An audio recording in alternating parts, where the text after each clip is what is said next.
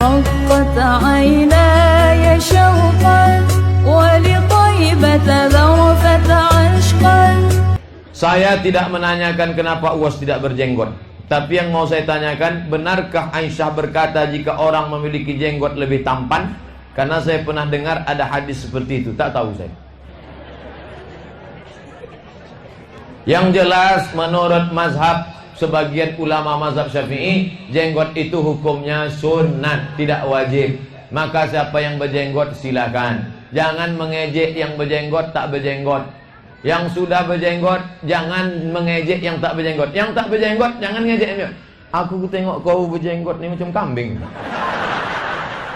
Datang yang berjenggot, aku wetus sampean anjing gitu. Berkelahi, bertumbuk, bertinggi. Yang berjenggot silakan. Yang berjenggot silakan. Yang tak berjenggot, maka belilah minyak kemiri, gosok-gosokkan. Yang berkelahi gara-gara jenggot. Ada berkelahi lah Korea Utara sama Korea Selatan. Bertengkar Korea Utara sama Korea Selatan, dibawa ke pengadilan internasional Den Haag Belanda. Ditanya sama hakim, kenapa kalian berkelahi? Karena rudal Scud. Kenapa kalian berkelahi? Karena bom atom. Tiba-tiba datang pengadilan internasional dari Indonesia. Kenapa kalian berkelahi? Gara-gara jenggot. Datang kata hakim itu, pergi balik sana. Makin banyak aja kertasnya.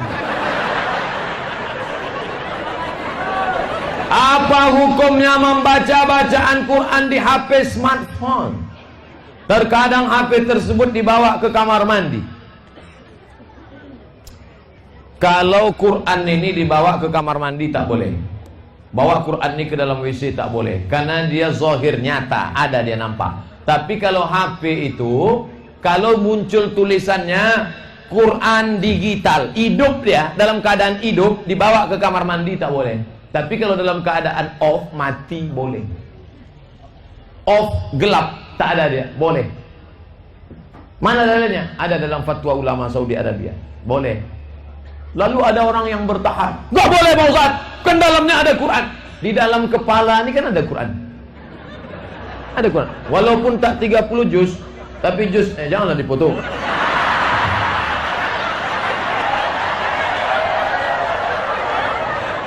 Di dalam kepala ini ada Quran. Dan kalau saya mau masuk WC, apa saya keluarkan otak saya? Enggak, dia boleh dibawa ke dalam WC karena dia tak nampak. Yang tak boleh itu di dalam WC. Bismillahirrahmanirrahim, itu tak boleh. Bawalah HP yang ada smartphone. Saya ingin tanya, apa benar mencuci, masak sebagainya tidak termasuk kewajiban istri? Jadi kau mau apa? Melainkan adalah kewajiban suami.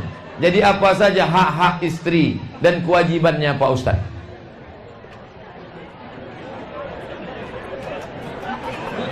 Ini Quran yang jawab.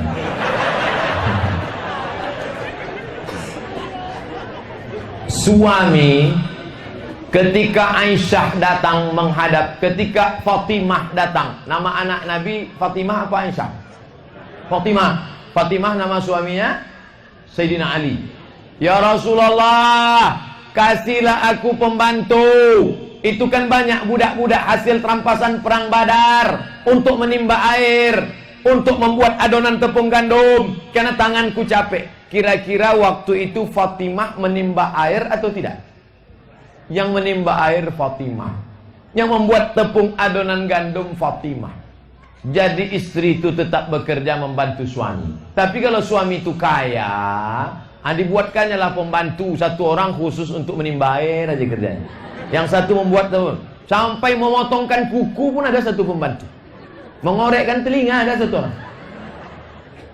Maka pikirlah baik-baik. Sedangkan anak Nabi Muhammad saja pun menimba air dan buat adonan gandum. Maka apalagi kita. Tapi kalau bapak kaya, duit banyak, maka carilah pembantu untuk memasak, untuk macam-macam. Itu makanya kadang bapak-bapak itu ditengoknya istrinya susah, dibilangnya sama istrinya, istriku mau beban kau ringan? Mau bang, ku cari satu lagi ya. Janganlah marah Bu, peace. Berdosakah kita memarahi ayah? Ini banyak betul yang memarahi ayah. Ada 2 orang dah. Yang satu tadi karena merokok. Ayah jalan yang benar, tak boleh ayah kalian marah-marahi. Wa in ja'adaka ala an tusyrika bima laysa laka bihi ilmun. Kalau ayahmu itu mengajak engkau untuk mensyirikkan aku, fala tuti'huma, jangan kau patuh sama dia. Wa sahibhuma fid dunya ma'rufa, tapi kau tetap bergaul dengan baik. Marah-marah tak boleh. Ya, ayah mau dengar ceramah enggak? Mau? Ini dia ya ceramah. Apa isi ceramahnya? Tunggu sebentar, hidupkan ya. Ya. Hai kalian yang tua-tua, tobatlah, neraka jahanam tempat kalian. Siapa ini? Ustaz Somad ya. Ini ku tengok Ustaz kau ini sesat nih. Tak apa-apa dia marah sama saya. Tunjukkan aja video saya. 31.380.900 rupiah. Ini yang payah nyimpannya nih. Hasil perolehan kotak malam ini 31.380.900 rupiah. Allahu Akbar. Mudah-mudahan yang sudah bersedekah, apa doa malaikat? Allahumma ati munfiqan khalafa, berilah ganti pada orang yang bersedekah dan yang tak bersedekah. Allahumma ati mumsikan talafa, beri kebinasaan pada siapa yang tak bersedekah. Itu bukan saya, doa malaikat dalam kitab Sahih Al-Bukhari. Maka bersedekahlah, keluarkan kotak lagi. Bagaimana hukum dosa memberi makan anak istri, santunan anak yatim, memberi bantuan masjid, tapi hasilnya dari tuyul?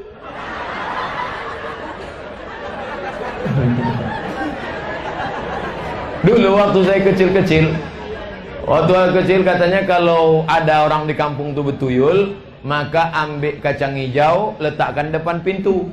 Nanti tuyul itu pas lewat tuh pleset. Udah itu letakkan air, nanti tuyul tuh asik main, akhirnya terbit matahari tak jadi dia. Itu tuyul dulu, tuyul bodoh. Jadi kalau ada orang punya pesugihan, babi ngepet, tuyul, hantu, nyiblorong, suster ngesot, maka duitnya banyak, dia pakai pergi haji umrah. Labbaik Allahumma labbaik, labbaik Allahumma labbaik. Apa kata malaikat? La labbaik wala sa'daik. Kau tak dapat haji mabrur karena kau berangkat dengan uang haram. Labbaik Allahumma labbaik, labbaik la syarika laka labbaik. Innal hamda wan ni'mata lak wal mulka la syarika lak. Tertidur jemaah. Tak ada gunanya berangkat. Zaduka haram karena kau berangkat dengan uang haram. Oh, akhirnya disantuninya anak yatim. Selamat ya. Selamat ya. Selamat ya. Streamingnya mana? Streamingnya. Selamat ya. Innallaha thayyibun, Allah Maha suci, la yaqbalu illa thayyiban. Allah tidak menerima kecuali yang suci-suci saja. Thayyib artinya suci. Thayyib suci. Sekarang dirubah orang thayyib tak pulang-pulang.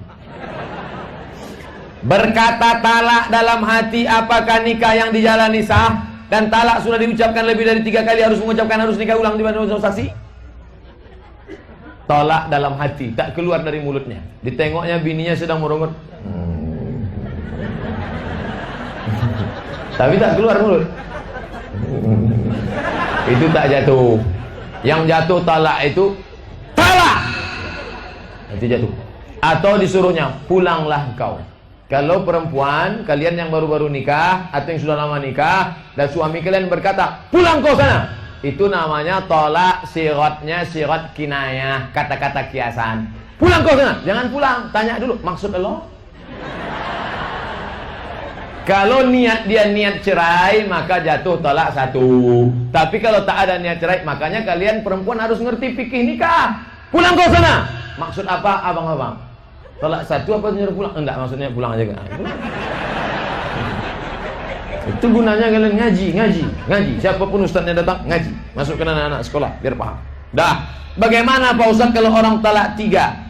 Apakah harus mengucapkan nikah ulang? Hatta tankiha zawjan ghairah, istrimu yang sudah kau jatuhkan talak 3, lalu kau mau balik lagi, maka tak boleh sebelum dia nikah dengan orang lain. Maka jangan sembarangan. Kalian yang laki-laki jangan emosi, sikit-sikit, jangan, tak boleh. Tenang, jangan. Kalau sudah sampai 3, tak ada lagi. Macam tertulis di gerobak truk, bukan perpisahan yang kutangisi, tapi caron tak lama. Bagaimana sebelum azan berkumandang kalau kami mengaji dulu? Mantap. A'udzubillahi minasyaitonirrajim. Bismillahirrahmanirrahim. Inna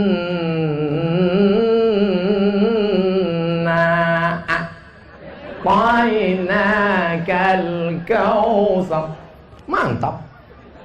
Carilah yang agak panjang sedikit. Kemudian azan telah dikumandangkan, tapi jamaah tidak ada satupun. Kemana orang-orang lirik tak datang? Apakah komat dikumandangkan dan bagaimana yang azan tadi menjadi imam, dan gimana nanti niatnya imam adaan atau qadaan? Kalau kau sudah azan, kasih waktu itu buat jam 15 menit setelah azan iqamat. Kalau di Masjidil Haram setengah jam, buatlah 15 menit. Mana tahu ada yang sedang nakik gotah, belum kering lagi karet yang dicampurnya batu bata tadi.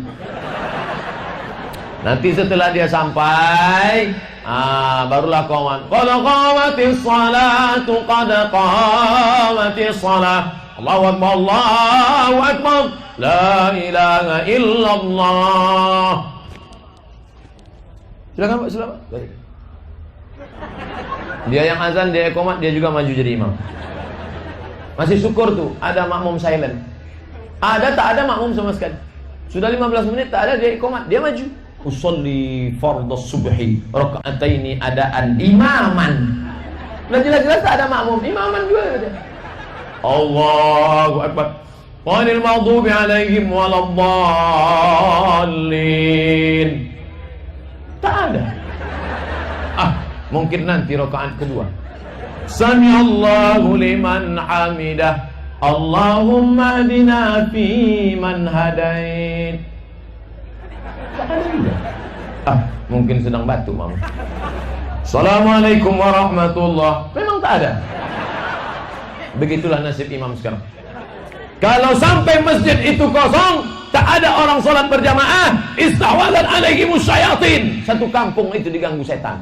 Maka jangan heran, kadesnya kesetanan, RW-nya kesetanan, RT-nya kesetanan. Kenapa? Meninggalkan sholat berjamaah. Jangan sampai tinggal sholat berjamaah. Allahu Akbar. Tengok subuh besok. Bagaimana menjadi imam tapi bacaannya tak fasih, hurufnya fa, kadang dibacanya wa. Masih syukur fa ke wa. Ada fa, bacaan lahum ijaja Nasrullah. Makanya sekolahkanlah anak sekolah agama. Apa pula a'udzu billah. Apa cu?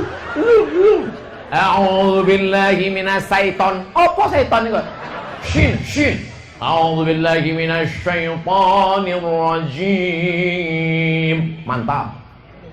Bismillahirrahmanirrahim. Maka belajarlah. Kadang kalau saya sedang musafir, sholat di pinggir jalan, sholatnya di masjid, bukan pinggir jalan. Sholat di masjid pinggir jalan. Begitu selesai sholat, kenapa dia yang maju Pak? Pak, kenapa dia yang maju? Masih syukur dia mau maju Pak Ustadz. Kalau dia tak ada orang sholat sini. Makanya diangkatlah imam. Mana bisa kami angkat imam pakai CPNS? Tak usah pakai CMS. Jadi Honda, honor daerah. Angkatlah dia. Allahu Akbar. Kita tengok nanti pengangkatan. Bagaimana kalau kita mau mandi wajib? Baru jam 10:30. Apa cerita mandi wajib? Tenang. Bagaimana kalau kita mau mandi wajib? Apakah kita wudhu terlebih dahulu? Begitu sampai ke dalam kamar mandi, Idza staiqadha ahadukum min naumihi, kalau kamu bangun tidur, fala yuqmis, jangan masukkan tanganmu ke dalam ember bejana, li'annahu la yadri aina batat yaduhu, karena kau tak tahu tanganmu tadi nginap di hotel mana. Cuci dulu. Habis kau cuci tangan, ini yang dilakukan Nabi Muhammad, Kanjeng Nabi Muhammad SAW. Setelah cuci tangan, basuh kemaluan. Setelah itu barulah berwudu, basuh muka, kumur-kumur, keluar hidung, istinsyaq, madmadah, buat hidung. Setelah itu barulah basuh muka. Setelah basuh muka, basuh tangan. Setelah itu kepala. Kepala agak basah-basahkan sedikit supaya jangan sampai terkejut kulit kepala waktu disiram air nanti. Setelah itu telinga, habis itu kaki, siram dari bawah. Siram dari bawah. Tadi pagi waktu kami mandi di Sungai Batang Gangsal, ada pula kawan-kawan ini lah ngetes-ngetes saya. Ustaz Somad, kaki duluan atau mana duluan? La ilaha illallah.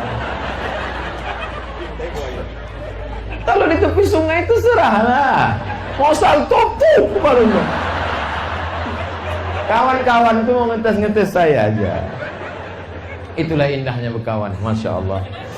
Bagaimana saudara kita meninggal dunia kalau di ngajikan yasinkan 7 hari, 40 hari, 10 hari, 100 hari, pakai 1000 hari? Apakah kami berdosa Pak Ustaz? Kalau orang mati, maka dia diuji di kuburnya 7 sampai 40 hari. Kata Imam Atha, Nabi, sahabat, tabi'in. Yang ngomong ini tabi'in, namanya Imam Atha. Riwayat Imam Ahmad bin Hanbal. Maka dianjurkan bersedekah makanan dan berkirim doa. Itulah yang dilakukan orang 7 hari. Yang mau buat silakan, yang tak mau buat tidak apa-apa. Tidak wajib, tidak sunat muakkad. Bersedekah hukumnya bagus. Bersedekah makanan. Sampai enggak makanan ini Pak Ustaz? Bagus. Ya Rasulullah, ummi matat, makku mati, apa tasaddaqu anha? Kalau aku bersedekah, pahalanya sampai apa tidak? Kata Nabi, tasaddaq, bersedekahlah engkau. Ayu sedekah tu afdal. Apa sedekah yang paling afdal? Sakyul ma, ngasih air minum. Itu maka dikasih 3 botol. Yang bagus sedekah air minum. Kau pernah sedekah air minum untuk emakmu? Tak pernah Pak Ustaz. Tak pernah kau berikan air minum botol? Enggak pernah Pak Ustaz. Lalu apa kau kasih? Sumur bor Pak Ustaz. Mantap. Bisa orang berwudu, bisa orang mandi di situ. Ini bagus. Jadi mengenang. Terserah mau kapan saja bersedekah, baca Quran. Saya Pak Ustaz, istri saya sudah meninggal. Asalkan terkenang saya bacakan Quran. Asal terkenang saya sedekah. Tapi dulu Pak Ustaz, setelah menikah lagi tak ingat saya lagi. Itu pula salahnya. Ustaz, kalau pemimpin zalim sama rakyat diam saja, tapi kalau rakyat zalim sama pemimpinnya cepat ditindak, apa hukumnya Pak Ustaz? Inna alaka man kana qablakum. Orang-orang sebelum kamu dulu dibinasakan Allah. Idza saraqa fihim ad-dha'if. Kalau yang mencuri itu orang lemah, maka dihukum langsung. Wa idza saraqa fihim asy-syarif. Tapi kalau yang mencuri itu syarif, orang mulia, tarakuh, maka mereka tinggalkan. Maka jangan sampai ini terjadi, karena tidak hancurlah umat ini. Mana yang ada tuntunannya untuk selawat pada Nabi Muhammad? Pakai Sayyidina atau tidak? Berikut ini, mari kita panggilkan penceramah kita malam ini, Somad. Kira-kira Bapak Ibu menengok pembawa acara tuh berbisik, ini kok gilo maksudnya. Paling tidak, kalaupun benci betul, Bapak Somad. Andai tak diakuinya saya Ustadz, ini Ustadz KW ini kata dia. Bapak Somad. Tak apa-apa saya dipanggil Bapak, terserah aja. Panggil bro pun tak apa-apa, bro Somad. Begitu juga dengan Nabi. Jangan kau panggil Nabi, kau macam manggil kawanmu aja. Mat. Ada adabnya. Maka yang paling bagus Sayyidina. Pernah tak Nabi menyebutnya Sayyid? Dia sendiri yang ngomong. Apa kata dia? Ana Sayyidu waladi Adam. Ana, aku Sayyid, pemimpin waladi Adam. Seluruh anak-anak Adam. Dari sejak Nabi Adam sampai Adam Smith, akulah pemimpinnya. Maka kita menyebutnya Allahumma salli ala Sayyidina Muhammad. Saya tidak fanatik. Yang berselawat pakai Allahumma salli ala Sayyidina silakan. Yang enggak pakai Sayyidina enggak apa-apa. Tapi yang enggak pakai Sayyidina menyalahkan Sayyidina, yang Sayyidina menyalahkan enggak Sayyidina, akhirnya kelahi gara-gara Sayyidina. Bagus tak Ustaz? Ustaz sendiri Allahumma salli ala Sayyidina wa maulana Muhammad. Allahumma salli wa sallim wa barik alaih. tapi jelas ujungnya. Ini kadang sholat tarawih tak jelas. Allah alaih, Allah alaih. Apa kata dia? Gara-gara makan pecel sama mie tadi. Assalamualaikum. Ini harus serius membacanya karena pakai huruf Arab. Assalamualaikum ya Ustaz. Waalaikumsalam warahmatullahi wabarakatuh. Ismi Habibun. Nama saya Habib. Waladan. Oh, salah baca pula Ustaz. Ismi Habib Wildan. Nama saya Habib Wildan. Ana tilmid. I am a student. Aku iki santri. Min Ma'had Darul Rahman Jakarta. Oh, jauh. Dari pesantren Darul Rahman Jakarta. Bisa dikeliri. Afwan Ustaz, ana mau nanya, bagaimana cara mempertahankan istiqomah? Yang sulit itu mempertahankan istiqomah.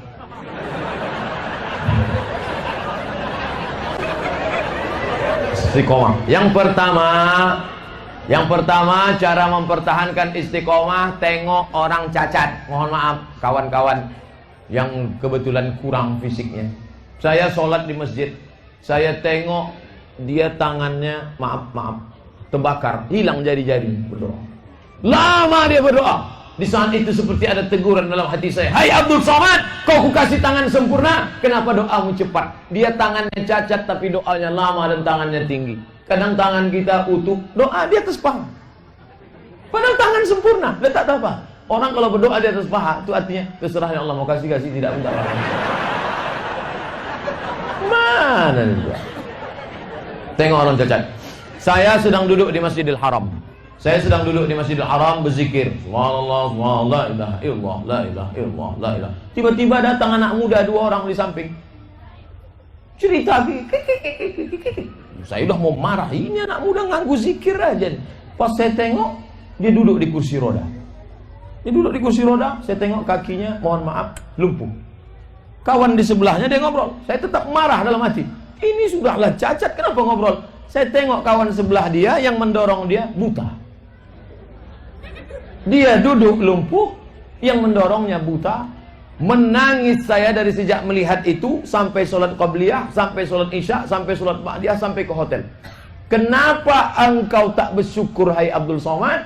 Dia cacat, masih bisa berkawan, masih bisa bersahabat, masih bisa sholat, masih bisa bercengkrama. Kau kenapa tak bersyukur? Ternyata menengok orang cacat itu membangkitkan istiqomah. Yang kedua, datang ke rumah sakit. Besok, sekarang jangan.